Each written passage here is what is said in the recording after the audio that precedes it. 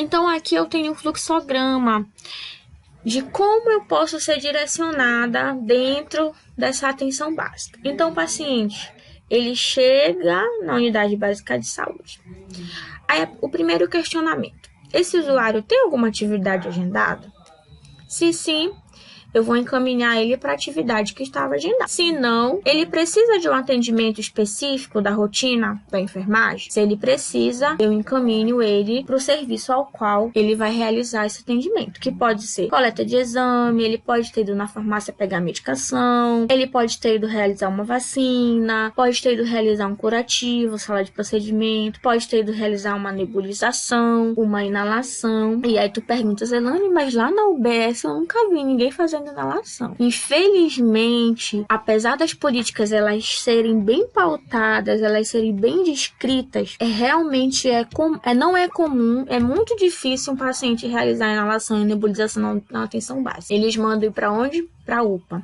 E aí por isso que eu tenho as unidades de pronto atendimento lotada com paciente com gripe, com quadro gripal, que foi realizar uma nebulização, uma inalação e uma medicação, quando na verdade poderia ter sido resolvido na UBS. Tá? Ele não precisa de um atendimento específico, então eu vou encaminhar esse usuário para um espaço adequado de escuta. E aqui eu começo a etapa do acolhimento. Aliás, a etapa do acolhimento ela começa aqui, mas se ele já tem alguma atividade pré-estabelecida para realizar, o direcionamento é mais rápido e mais fácil. Quando ele não tem, é quando a gente precisa fazer a escuta da demanda desse usuário.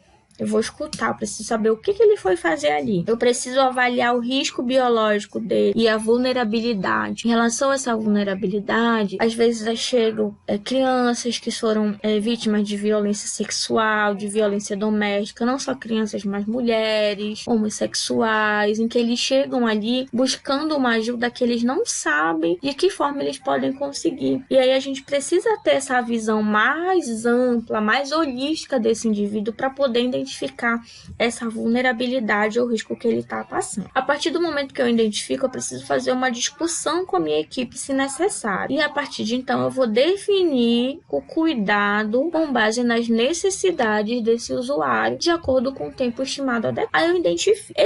Esse problema é agudo? Se sim, eu preciso classificar ele em um atendimento imediato, um atendimento prioritário ou um atendimento do dia. Aí eu tenho algumas ofertas específicas ou possíveis. Atendimento. É um atendimento médico? É um atendimento de enfermagem? É um atendimento odontológico? Ele vai precisar ficar em observação? Não, ele vai ser removido ou encaminhado para outro serviço de acordo com a necessidade. Aí, a partir dessa oferta de identificação do atendimento, eu preciso identificar se esse usuário é da área de abrangência da unidade básica, porque ainda tem isso. Então, se ele é da área de abrangência, a gente faz uma avaliação e vai direcionar esse paciente para a equipe específica para dar continuidade no acompanhamento e no atendimento dele. Se ele não é da minha área de abrangência, eu preciso orientar e encaminhar ele de forma segura. Se esse problema ele não é agudo, eu preciso identificar se esse paciente é da minha área de abrangência. Se ele é da minha área de abrangência, eu vou orientar ele de forma específica. Então, eu posso fazer uma discussão do caso com a equipe de referência, eu posso encaminhar ele para o serviço de atendimento específico, eu posso direcionar ele ou incluir ele em ações programadas, tá? Agora, se ele não é da minha área de abrangência, eu preciso orientar e encaminhar ele com responsabilidade, tá? Então, esse aqui é um exemplo de fluxo de atendimento no momento que esse usuário chega na unidade básica de saúde. Essa imagem, que ficou um pouquinho tremida aqui no slide, ela tem lá no livro-texto de vocês, da Unip, tá? Unidade 2, vocês podem depois estar dando uma olhadinha lá, que fica bem mais fácil para vocês entenderem. E a gente precisa estar dando de entender como esse fluxo funciona, para que a gente possa, muitas das vezes, aplicar ele dentro do nosso ambiente de trabalho. Porque apesar de já existir um fluxo pré-estabelecido, é comum em algumas unidades básicas de saúde não existir esse direcionamento para o paciente. Aí a gente vem aqui para o acolhimento e a classificação de risco em emergência. Nós vimos lá o acolhimento direcionado à unidade básica de saúde. Aqui não vai mudar tanta coisa. Aí Aí eu venho aqui, acolhimento e classificação de risco. Eu já entro contigo com exemplo. Adolescente, AM de 15 anos de idade, chega a uma unidade de saúde sozinha, andando, visivelmente angustiada. Diz estar com muita dor na barriga. A profissional que a recebe avalia que ela pode ficar na fila. Depois de 35 minutos esperando, a AM volta à recepção e diz que a dor está aumentando, mas é reconduzida a esperar a sua vez na fila. Passado outros 15 minutos, a AM cai no chão e é levada para o atendimento em coma por ter ingerido veneno para interromper uma gravidez indesejada. Então, aqui nesse exemplo, a gente encontra falhas dentro do processo de acolhimento e, consequentemente, da classificação de risco. O profissional, que pode ser qualquer profissional, ele faz uma abordagem dessa paciente, mas ele não coleta todas as informações que deveriam ser coletadas, ou seja, a escuta dele não foi específica, não foi uma escuta detalhada. Ele poderia ter tido acesso a essa informação aqui, ó, do final, ter ingerido veneno para interromper uma gravidez indesejada logo no começo. Porque quando ela diz aqui que ela está com dor de barriga, eu preciso perguntar, por quê? Você comeu alguma coisa de diferente? O que você fez ontem? Tomou algo de diferente? Então eu preciso instigar esse paciente, esse usuário, a me dar respostas que eu preciso. Porque é comum o paciente ele omitir as informações. Então a gente precisa ter a artimanha de perguntar a mesma coisa de diferentes formas para ele, porque uma hora ele vai te dizer o que tu queres escutar. Então aqui o profissional ele fez essa avaliação, mas ele não identificou, ele viu, tá com dor de barriga, é uma dor de barriga, pode ser porque ela tomou alguma coisa diferente, comeu uma maionese, enfim, ele começou a supor um motivo dessa dor de barriga. E no final eu tenho uma resposta, né, que levou a que ela evoluísse ao estado de coma. Então, exemplo de soluções, tá? Eu preciso ter acesso ao meu usuário, tá? Esse acesso, ele é desde o momento da chegada. Eu preciso fazer uma escuta desse indivíduo, uma escuta específica, uma escuta mais direcionada, tá? Mais eficaz, mais minuciosa. E eu preciso saber abordar o meu usuário. Se eu não souber abordar o usuário, eu não consigo coletar todas as informações que eu preciso. E aí isso é uma habilidade que vocês vão desenvolvendo ao longo do tempo, tá? Às vezes a gente precisa ter uma sacada melhor para estar identificando algumas situações e a experiência ela conta bastante. E aí eu tenho os objetivos da classificação de risco. Quais são esses objetivos? Eu vou ter 5 objetivos, tá? Garantir, atendimento imediato ao meu usuário, principalmente usuário com risco de grau elevado. Informar o paciente que não corre risco imediato, assim como seus familiares, sob o tempo provável de espera. Terceiro, promover o trabalho em equipe por meio da avaliação contínua do processo. Dar melhores condições de trabalho para os profissionais, pela discussão da ambiência e a implantação do cuidado horizontalizado. E aumentar a satisfação dos usuários, principalmente possibilitar e instigar a pactuação e a construção de redes internas e externas de atendimento. Então, esses são os principais objetivos da classificação de risco.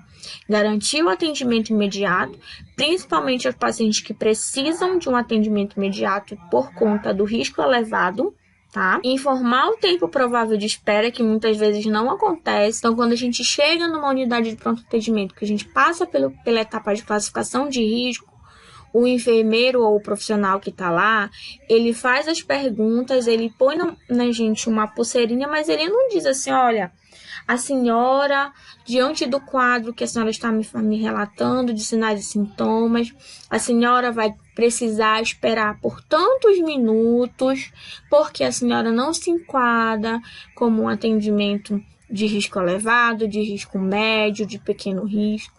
tá? E aí a gente fica lá esperando um tempão, e aí quando geram os conflitos por conta da espera, tá?